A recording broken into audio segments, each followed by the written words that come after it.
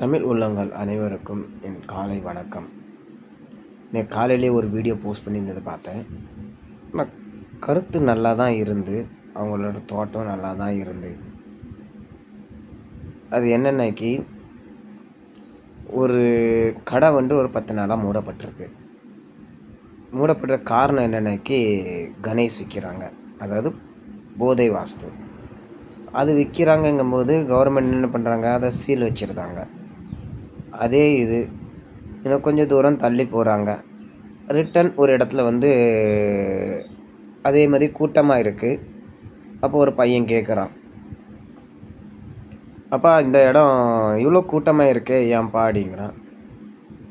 டேய் இங்கே மது விற்கிறாங்கடா அப்படிங்கிறாங்க. மது விற்கிறாங்கங்கும்போது என்ன ஆகுதுனாக்கி மது கவர்மெண்ட் அப்ரூவ்டு இது. அப்போ அந்த பையன் கேட்குறான், அப்பா இதுவும் போதை வசு தானப்பா அப்படிங்கிறான்.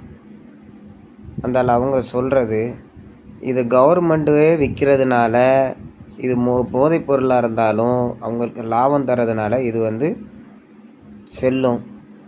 ஆனால் அந்த கணேஷுங்கிறது அது கவர்மெண்ட்டுக்கு லாபம் கொடுக்கல. அதனால் அதை விற்கிறவங்கள சீல் வச்சுருக்காங்க.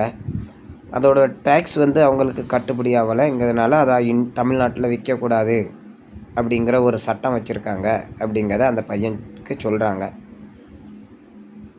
அப்போது இதில் தெரிஞ்சுக்கிட்டது என்னன்னா, கவர்மெண்ட் எது செய்தாலும் அது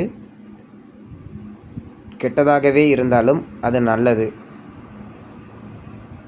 இதை மட்டும் புரிஞ்சுக்குங்க.